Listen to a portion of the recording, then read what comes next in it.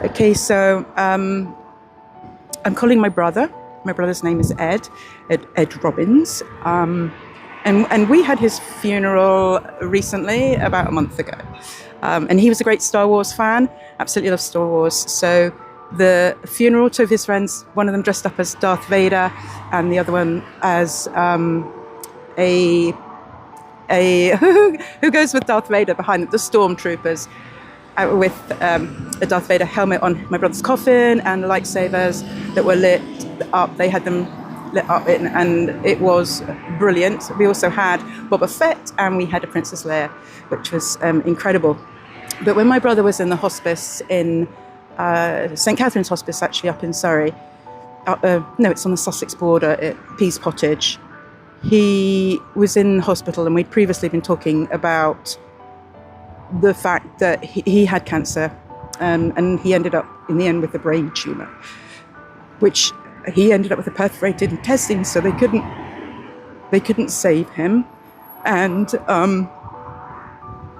obviously they would have done their best, but with the two things they couldn't. So we had previously seen my mum die in not that hospice, it was Crawley Hospice. They moved hospices, and I'm so sorry, it's quite a long story, but my mum, when she'd been younger, she'd asked my brother if she ended up not able to function very well, would he kill her? And she'd asked him when he was only a teenager.